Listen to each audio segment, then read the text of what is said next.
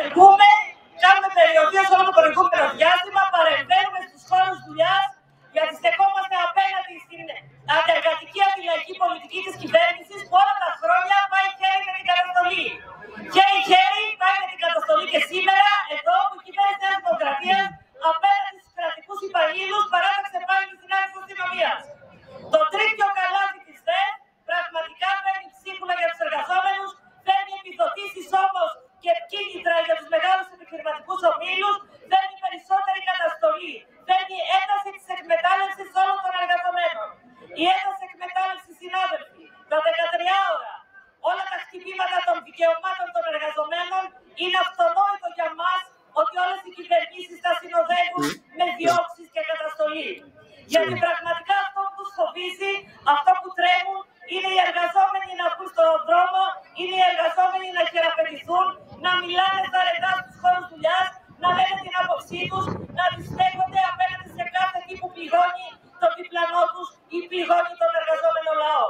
Να στέκονται οι γιατροί με τα δικαιώματα των ασθενών που θέλουν να βρουν την υγεία τους στο δημόσιο σύστημα υγείας, να στέκονται οι εκπαιδευτικοί όρθιοι στο μάθημά τους, στην τάξη τους, γιατί θέλουν να μορφώσουν ολόκληρα και με κριτήρια τα παιδιά του λαού. Να στεκόμαστε όλοι οι εργαζόμενοι στο δημόσιο με τα συμφέροντα του λαού και όχι με αυτά που μας επιβάλλουν να υπηρετούμε. Γιατί το κράτος, αυτό το ταξικό, το αντιλαϊκό κράτος, εμείς το γνωρίζουμε καλά από μέσα. Βλέπουμε στις υπηρεσίες μας να πετάνε εκατομμύρια γύρω-γύρω, να πηγαίνουν στις ίδιες τσέπες, στις τσέπες των μεγάλων επιχειρηματιών και να έχουν το θράσος σε εμάς να λένε ότι δεν έχουμε για 13ο και 14ο μισθό. Δεν έχουν για μας, συνάδελφοι. Δεν είμαστε επιλέξιμοι. Γιατί η πολιτική τους επιλέγει τα κέρδη, δεν επιλέγει τη ζωή μας. Απέναντι σε αυτά λοιπόν που είναι αυτονόητο ότι δεν επιθυμούν, δεν θέλουν ίσα-ίσα θέλουν να καταστήλουν κάθε φωνή διεκδίκηση, δεν είναι για το πειθαρχικό. Και έχουν το θράσος να μιλάνε για αδικήματα του κοινού ποινικού δικαίου. Δεν μας ενδιαφέρουν αυτά γιατί στεκόμαστε απέναντι. Γιατί με τα σωματεία μας και τις συνδικαλιστικές μας οργανώσεις όλα τα χρόνια τέτοια περιστατικά εμείς οι ίδιοι τα καταγγέλαμε. Αυτό που παίρνουν όμως είναι η ποινικοποίηση της συνδικαλιστικής, της κοινωνικής και της πολιτικής δράσης των εργαζομένων. Γι' αυτό στεκόμαστε στα συγκεκριμένα δικήματα που με τα οποία τα αξιοποιούν, ήδη τα αξιοποιούν για να διπλώνουν σε μια κόλλα χαρτί εργαζόμενους. Την αναξιοπρεπή συμπεριφορά εντός και εκτός υπηρεσίας, την άσκηση κακόβουλης κριτικής, την εκεμήθεια. Δεν θέλουν να βγαίνει προς τα έξω τίποτα. Αυτό τους καίει, συνάδελφοι. Μέσα στους τοίχους του γραφείου με σκεφτό το κεφάλι να είναι ο εργαζόμενος. Οι ΑΤΕΔΗ όμως, συνάδελφοι, και γι' αυτό φύγαμε από εκεί, γιατί δεν μπορούμε να δεχτούμε μια διοίκηση ανώτερης συνδικαλιστικής οργάνωσης, η οποία να μην έχει δώσει ένα γραπτό κείμενο αντίθεσης στο πειθαρχικό δίκαιο. Όταν στείλαμε σχέδιο στην Εκτελεστική Επιτροπή της ΑΤΕΔΗ με την τοποθέτηση που θα έπρεπε να είχαμε απέναντι στο νομοσχέδιο πριν καν αυτό κατατεθεί, υπήρξε άκρα του τάφου σιωπή. Δεν απάντησε δυστυχώς καμία παράταξη. Και μετά ψελίσανε κάτι λίγα με ανακοινώσεις παραταξιακές. Ψελίσανε για το κράτος δικαίου. Ποιο είναι το κράτος δικαίου, συνάδελφοι?